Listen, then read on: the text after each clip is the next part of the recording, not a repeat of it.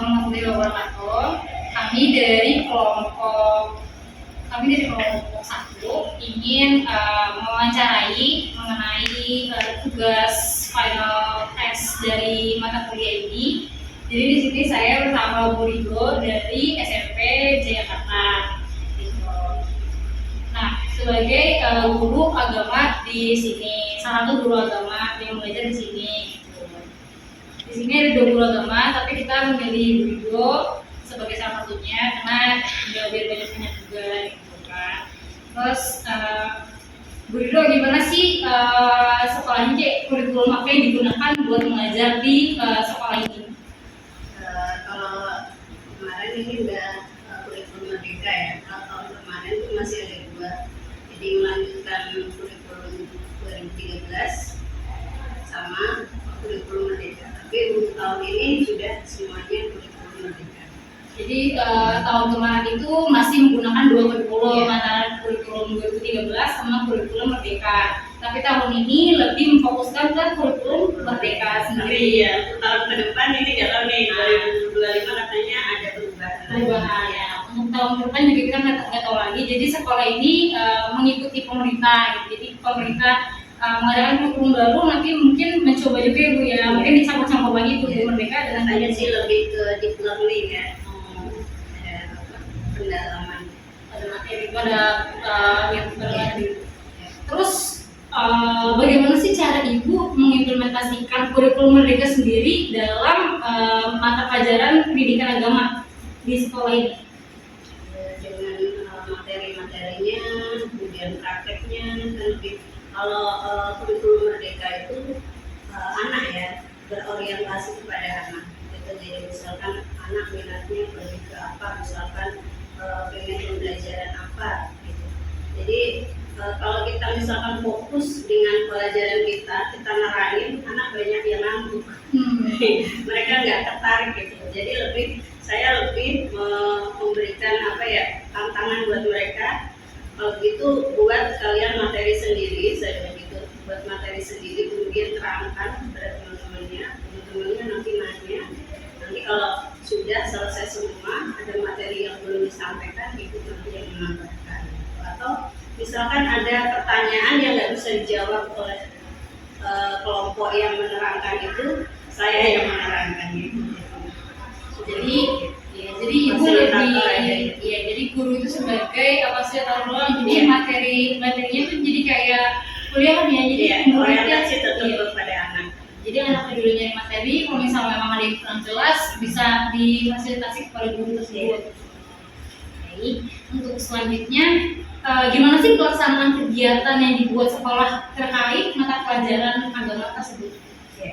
Banyak, apalagi di SMP Jayakarta ya, setiap pagi itu ada tadarus. Nah itu aplikasi dari baca tulis Al-Quran ya, termasuk PAI itu ada materi Al-Quran. Jadi setiap hari itu bagian dari aplikasi materi PAI ya. Kemudian sebenarnya di sini juga ada mulok BTK, baca tulis Al-Quran. Jadi ini saling sinambung gitu. Kemudian setelah selesai pelajaran itu ada sholat berjamaah, yaitu untuk menerapkan, sebenarnya bukan jadi kayak patokan gitu ya biar anak-anak selalu sholat, enggak, tapi untuk mengajari mereka bahwa sholat berjamaah itu lebih baik daripada sholat sendiri. Salah satu kegiatannya lumayan ya untuk kegiatan sehari-hari. Itu ada juga setiap minggu itu ada ngaji, ada ngaji, kemudian ada ekskul rokis juga. Dan rokis itu wajib ya, wajib untuk setiap anak. Jadi yang muslim wajib ikut rokis gitu, baik laki-laki maupun perempuan. Yang perempuan sama saya, kalau yang laki-laki sama saya. Oke, itu kan terkait pelaksanaan kegiatan-kegiatan. Bagaimana kalau nilai-nilai keislaman yang ditanamin kepada siswa, gitu, yang sekolah tuh mau anak tuh harus kayak gini ya, yang harus belajar pada anak nilai Islamnya. Nilai-nilai Islamnya. Nah, kalau di materi PA itu sendiri ada moderat ya, Islam moderat. Sekarang disesuaikan dengan kurikulum Merdeka sekarang itu ada Islam moderat. Jadi Islam yang seimbang. Jadi nggak cuman kita apa ya. Jadi anak-anak juga harus misalkan mengaku Islam tapi terus menganggap orang lain yang tidak Islam tidak bagus itu enggak.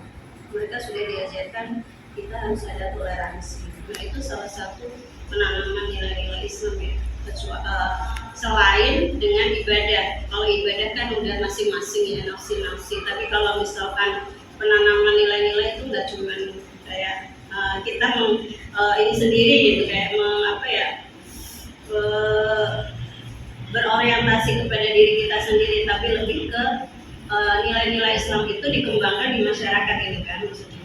Ya, jadi ada Islam moderat terus misalkan ada kegiatan gitu anak-anak non-muslim juga dikasih ruang untuk mereka belajar Alkitab gitu. Tapi karena memang di sini nggak ada gurunya ya, nggak ada guru Kristennya, jadi mereka sudah belajar sendiri aja. Jadi bagus biasanya. Kalau itu untuk nilai keislaman, kalau bagaimana peran serta guru terhadap pengembangan nilai Islam itu sendiri terhadap siswa di sekolah? Jadi banyak sebenarnya kegiatan di sini di SMP Jayakarta justru lebih ke situ ya, karena mayoritas semuanya emang Muslim Islam. Terus ada juga kegiatan selain setiap hari tadi ya, selain setiap hari ada tadarus. Jadi guru setiap hari yang masuk pagi, masuk jam pertama juga harus mendampingi anak-anak untuk tadarus gitu. Nah itu kan secara tidak langsung mereka ikut kontribusi mengawasi anak-anak sekaligus mengarahkan misalkan nih buka Al-Qur'annya halaman berapa, tentang apa, surat apa, ayat berapa. Nah, jadi guru yang ini juga ikut terlibat, mau nggak mau harus tahu juga, gitu kan? Itu salah satunya. Kemudian kalau misalkan ada ini Jumat Mubarok, setiap Jumat, tapi Jumat terakhir di bulan ya, setiap bulan. Nah biasanya ada Jumat Mubarok. Nah itu semua guru juga diharapkan kontribusinya di situ. Gitu. Itu kan kayak penasaran guru terus kegiatan-kegiatan Islamnya atau yang ada di sekolah ini. Pertanyaan terakhir, bagaimana menciptakan lingkungan pembelajaran yang religius? Jadi setiap mata pelajaran atau misalnya di setiap kegiatan anak-anak tuh yang menciptakan religius maupun yang Islam ataupun Islam. Pertama pasti ya doa.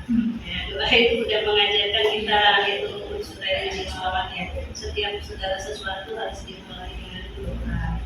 Sudah pasti di sini juga sama. Di sini diawali dengan doa, diakhiri juga dengan doa. Kemudian tadi ada tadarus, ada sholat berjamaah, kemudian apa lagi? Ini ya toleransi, terus pagi salam-salaman. Itu kalau misalkan gurunya belum hadir, anak-anak OSIS juga ada yang ikut berjaga juga. Jadi Ini pertanyaannya udah cukup aja Bu ya. Setelahnya saya mengucapkan terima kasih banget Ibu Mbak Busaria kita wawancara. Terima kasih juga atas waktunya gitu. Tutupan nggak? Baik Bapak, izinkan kami memperkenalkan diri. Nama saya Larasari, ini teman saya. Ya, jadi kami berdua dari mahasiswa dari UHK, Prodi Pendidikan Bahasa Inggris. Izin Bapak mewawancarai untuk mengaku mata kuliah IGI. Ya, silakan. Jadi memperkenalkan diri. Assalamualaikum warahmatullahi wabarakatuh. Waalaikumsalam. Nama saya Haji Ahmad Robi MPD, mengajar di MTS Jakarta, yaitu mengajar dalam bidang agama, yaitu khususnya kepada bidang akidah, yaitu yang saya ajarkan di MTS Jakarta. Baik, di sini kami akan menanyakan kira-kira ada 7 pertanyaan untuk Bapak. Yang pertama ini profil sekolah. Apa sih profil sekolah dari MTS Negeri 6 Jakarta, dari sejarah berdirinya, terus struktur organisasi, visi misi maupun peraturan tata tertib itu sendiri. Ya, pertama tentang profil ya, MTS Unan Jakarta, yaitu suatu madrasah yang religius yang menampilkan tentang bagaimana MTS itu mempunyai pengetahuan dalam bidang pengetahuan dan ilmu teknologi untuk mengikuti perkembangan zamannya. Terus organisasinya sama ya seperti organisasi yang lainnya, yaitu ada kepala sekolah, ada wakil, ada TU, ada karyawan TU, dan ada guru. Nah, jadi itulah kalau tata tertib ya semuanya itu mempunyai setiap organisasi pendidikan punya tata tertib, seumpama tepat waktu dalam kehadiran, terus disiplin dalam pembelajaran, kehadiran minimal 80% di dalam madrasah ya, terus akhlak yang baik kepada teman, guru maupun kepada masyarakat yang lainnya. Apalagi? Terus pertanyaan selanjutnya ini, jadi di dalam negeri 6 MTS 6 Jakarta Iya. apa kurikulum yang digunakan? Ya sekarang kita lagi mengadopsi ya, kurikulum cinta ya, cinta lagi kurikulum cinta, tapi masih ini ya, masih dalam taraf sosialisasi. Yang pertama kita membahas tentang kurikulum dua kan, ya kurikulum merdeka, yang mana kurikulum merdeka itu menerapkan anak-anak untuk mempunyai keaktifan dalam kegiatan belajar mengajar, sekaligus mengasah keterampilannya. Bukan hanya pengetahuan, tapi ada keterampilannya. Jadi kurikulum merdeka itu melengkapi dari kurikulum 2013, yang mana 2013 itu kan ada penilaiannya, ada spiritual, ya kan, atau keagamaan, ada sosial, hubungan antara manusia, lalu ada pengetahuan dan ada keterampilannya. Nah di kurikulum merdeka nanti ada kegiatan namanya P5 ya. Nah kalau di madrasah namanya P5 2RA, ada rahmatan lil alamin. Oke. Itu jadi kurikulumnya, tapi nanti ada baru mau launching ya tentang kurikulum yang terbaru, kita tunggu aja bagaimana penerapannya di madrasah Unan Jakarta. tadi kita membahas mengenai kurikulum, selanjutnya pertanyaannya itu bagaimana sih Bapak mengimplementasi kurikulum pendidikan agama Islam di sekolah? Ya, kan namanya di madrasah berarti pendidikan agama Islam itu 2 jam, bukan seperti di SMP atau di SMA.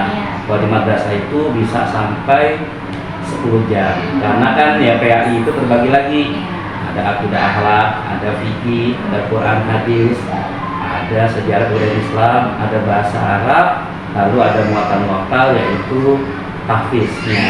Nah, terus kita menerapkan berarti hampir 6 pelajaran atau 12 jam pelajaran. Ini kan satu pelajaran 2 jam dalam setiap minggunya.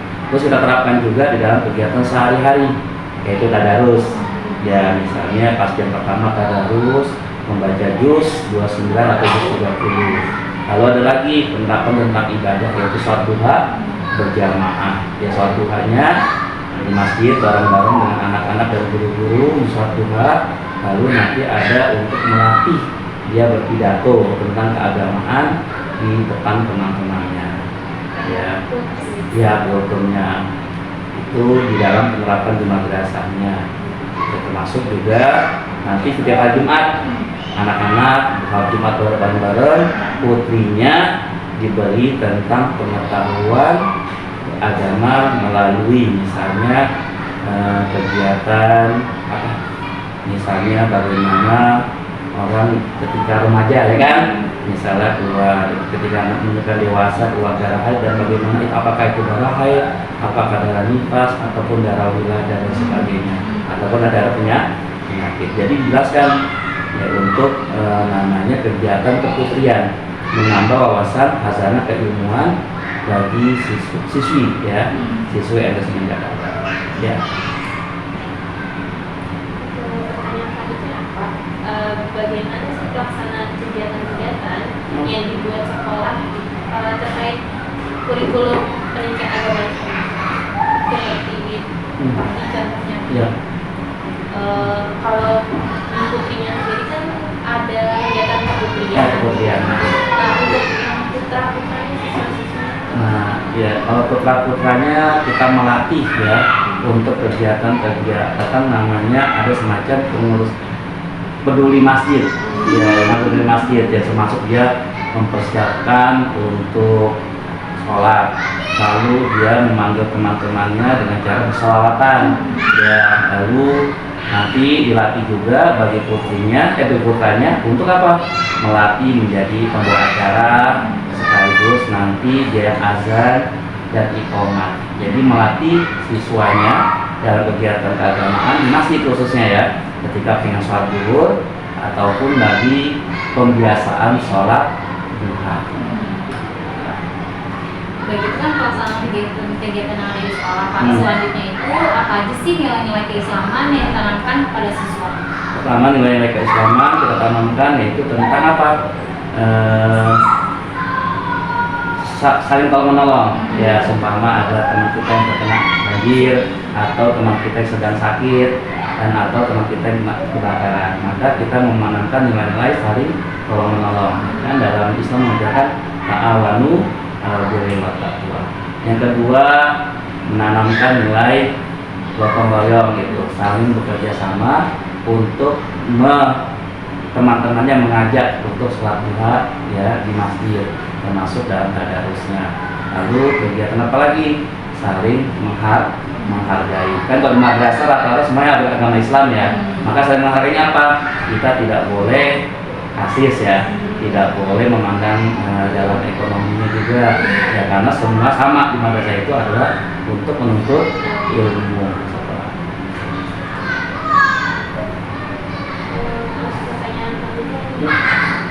Bagaimana peran serta guru terhadap pengembangan nilai-nilai keislaman tersebut di kesiswaan? Khusus guru bagaimana mengembangkan hasanah keilmuan ke siswa ya, dengan cara sebagai kita mengajar sekaligus memberikan fasilitasi ya, fasilitas dengan cara anak-anak untuk mencari tema-tema keislaman, seumpama besok nih kayak bulan Maulid ya kan, yang mencari tentang kisah-kisah Nabi ya kan, lalu membuat puisi-puisi Islami tentang Nabi Muhammad SAW, termasuk juga dalam kegiatan Muharram ya kan, ada namanya santunan anak yatim ya, tapi ya kita melihat timingnya dulu ya, ada Islamnya dan sebagainya, sehingga apa, kegiatan momen-momen tertentu dan keislaman diadakan lomba-lomba ya, seumpama kita Maulid ada lomba pidato untuk melatih anak berbicara depan teman-temannya atau depan guru, lalu ada lomba membuat puisi, lalu ada literasi dalam menulis tentang keislaman, lalu ada kegiatan kayak semacam keterampilan membuat kaligrafi. Nah itu di dalam kegiatan namanya PHBI ya, peringatan Hari Besar Islam, baik itu Maulid, Isra Mi'raj ataupun Nuzul Quran. Terus ada lagi kegiatan apa kayak semacam kegiatan apa Muharraman atau lebaran anak yatim tanggal 10 Muharram. Kita diisi juga tuh. Ada juga nanti ada kegiatan namanya MHQ, Musabaqah Hifdzul Quran. Anak-anak disuruh untuk menghafal 2 juz 30 atau juz 29, nanti akan dilombakan. Nah, itu untuk memotivasi para peserta didik untuk mau membaca Al-Quran dan menghafalkan Al-Quran. Itulah penerapannya guru-gurunya sebagai fasilitator ya, apabila kita nggak paham bisa menanya, tetapi kita ada perpustakaan ya untuk mencari sumber-sumber keislaman lainnya. Itu pertanyaan bagaimana peserta guru terhadap siswa. Selanjutnya ini pertanyaan terakhir Bapak.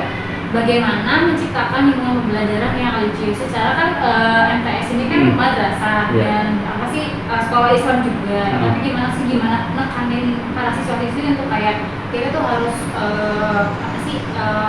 menciptakan lingkungan yang religius. Gimana cara guru memutar otak buat menjelaskan ke siswa-siswi? Iya, untuk membuat sistem itu religius ya, yang memang kan namanya suatu sekolah kan sistemik ya. Ada namanya security ya kan, ada namanya TU-nya, ada guru dan termasuk fasilitas pendidikan. Kita harus mempunyai sistem yang bagus untuk menciptakan suasana yang religius. Apa itu? Yang pertama ketika pengen masuk ke gerbang MTS 6 ada namanya 5S ya kan, salam, sapa, senyum. Nah itu mencerminkan ya, kita harus mengucapkan assalamualaikum dulu ketika masuk ke MTS 6 Jakarta. Lalu salam-salaman untuk apa? Ya untuk mencari keberkahan kan. Yang kedua apa? Ya bagaimana menciptakannya? Ya dengan cara tadi ada namanya pembiasaan, termasuk dibiasakan tadarus setiap pagi, lalu seminggu sekali atau seminggu 2 kali diadakan sholat duha agar anak itu pesan itu terpanggil ya untuk melaksanakan sholat sunnah. Kalau dia udah rajin sholat sunnah, berarti apa? Sholat wajibnya pun nggak ditinggalkan. Wajib sunnahnya aja laksanakan, apalagi wajibnya.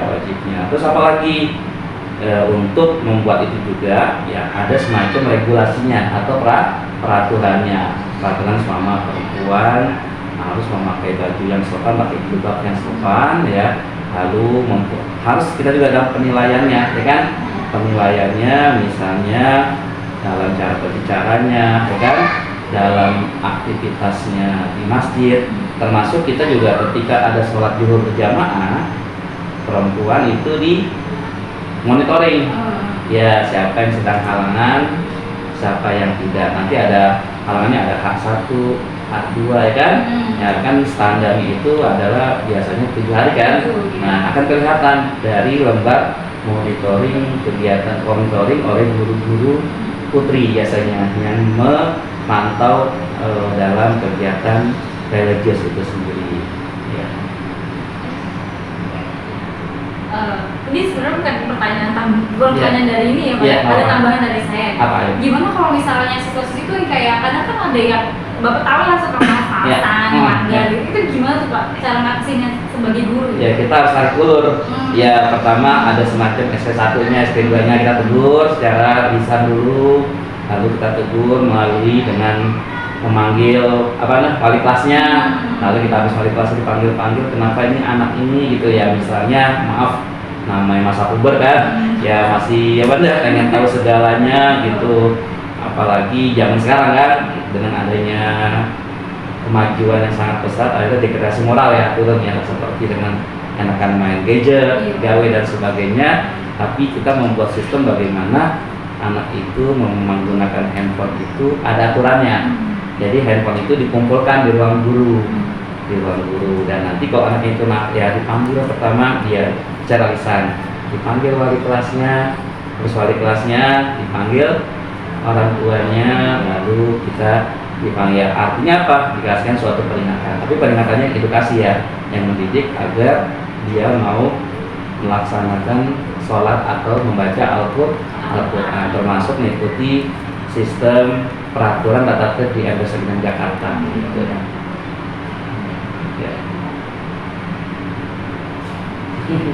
Bapak terima kasih sebelum apa sih namanya bersedia diwawancara ya, sama-sama ya. Mohon maaf kalau misalkan ada salah kata atau sama-sama.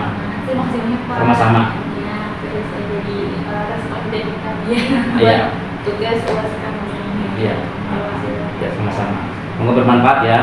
Ya apalagi zaman sekarang kan ya orang tua sudah memandang MTS sebagai bukan second opini, tapi first opini. Jadi pada pengennya ke MTS. Kenapa?